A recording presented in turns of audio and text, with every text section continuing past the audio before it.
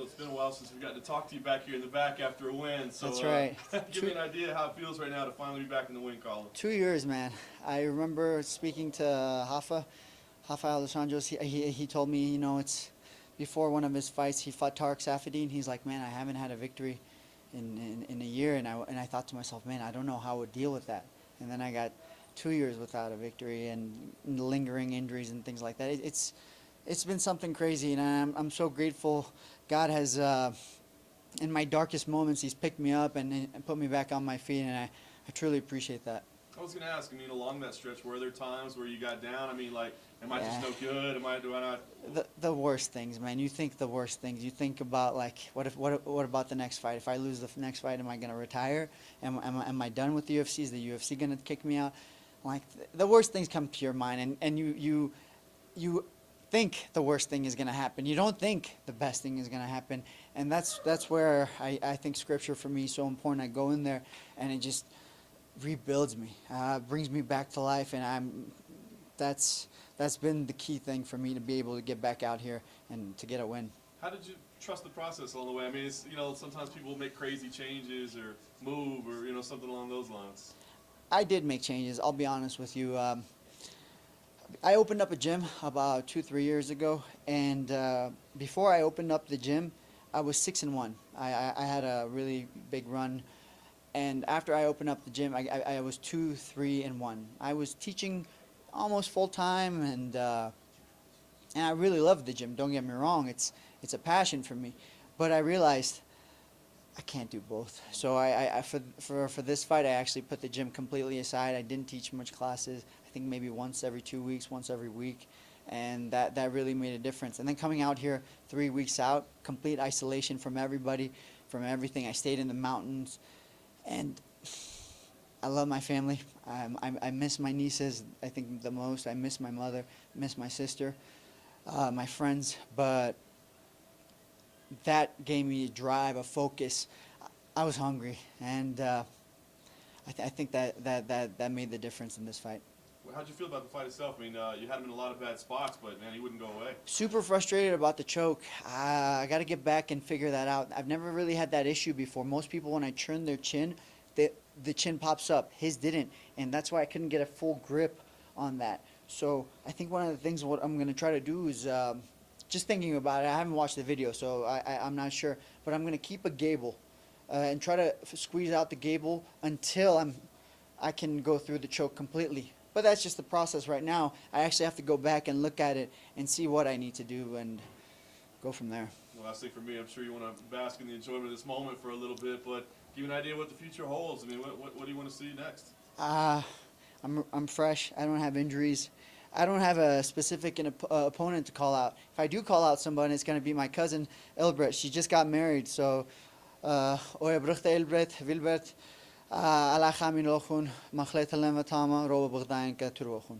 The Assyrian just said, God bless you guys and keep you. What did you tell him after the fight? I heard saw you guys exchange some words. I spoke to him, and he took a deep breath, and he's like, I think he was like trying to say he's tired, and I said to him, hey, good fight. How long have you been out here? That was the first thing I said to him. And I think he said to me a week, and I said, brother, I'll be honest with you, man, it's not enough. If you're fighting in altitude, I think minimum 3 weeks. What did you make of him as an opponent?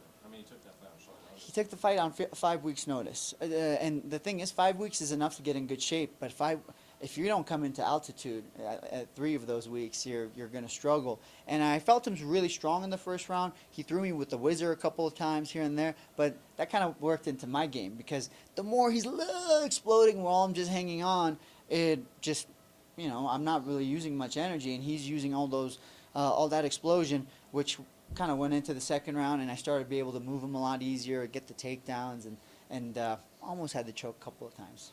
What did you think of fighting on the old school canvas? That was cool, man. Imagine 25 years, and I got to be on the anniversary. Super grateful to Sean Shelby. Actually, I have to go apologize to him because, like, when he first said this, I was like, Sean, I got to come out here 3 weeks out. Financially, that's tough. My family and things like that. But in reality, it was the best thing it could have been. So I'm gonna go back there and be like, Sean, my bad. I shouldn't have questioned you, and thanks, bro. He really is the best in the business. You think you'll take that approach with other fights moving forward? Maybe even if it's not at altitude, like get yourself away, that sort of thing? Honestly, I'm thinking about it. Maybe we just go out to the area 2 weeks out. For altitude 3 weeks because you got to adjust. But maybe just get away from everything and just think about the fight for the last 14 days. Maybe do that or figure out something at home where I can get focused. I got to figure it out. I'm gonna definitely spend some time praying on it and get to work on that. Another thing too is I might speak with Sean right now. I don't feel any injuries. You know, after a fight, adrenaline, you don't feel anything. But I'm going with for the troops. I think December 12th. So before that, currently in great shape, no injuries. If something pops up, I'm gonna let Sean know. You know, I really think I'm healthy, and if it's in God's plans, I'll jump back in there and get another fight quick. Just real quick, what would you give your performance tonight on what a scale of 1 to 10? It wasn't a finish, so 7.5.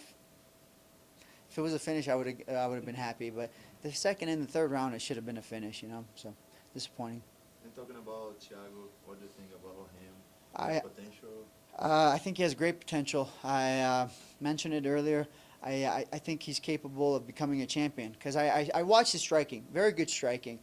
A couple of things I could criticize is the fact that he lets you put him on the cage. Don't stay on the cage. Get off the cage for him, and don't go for that guillotine so much. If it didn't work the first time, don't risk it the second time. Your arms are going to give out. But I really believe he has the potential to be a champion. Confident striking, confident in his jiu-jitsu.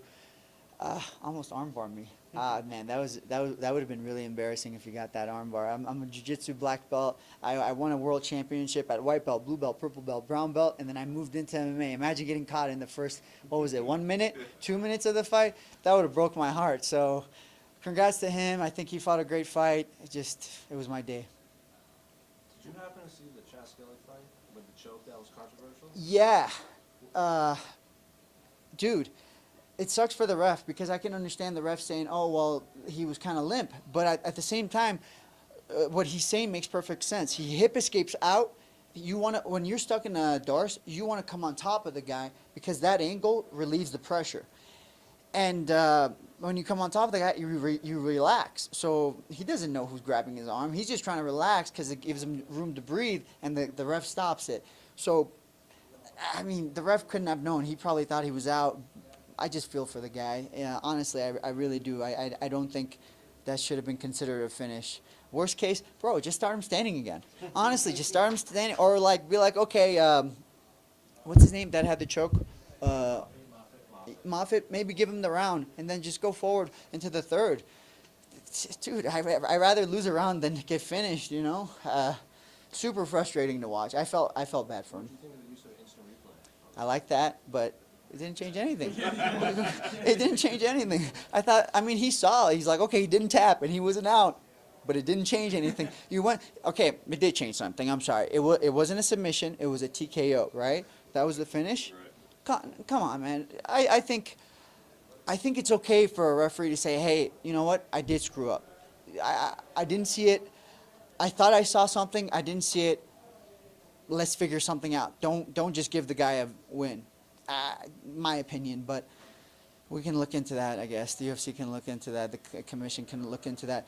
I think one of the things with the commission is they have to be sometimes okay with saying, oh, we're wrong. I've noticed with the commission, it's almost impossible to get them to say, oh, we made a mistake. And I'm not trying to hold it up on them. I know that there's a lot of pressure on the commission, and they have a tough job. And they're underappreciated. We're grateful for the commission. Don't get me wrong, but no one's perfect. You make a mistake, try to correct it.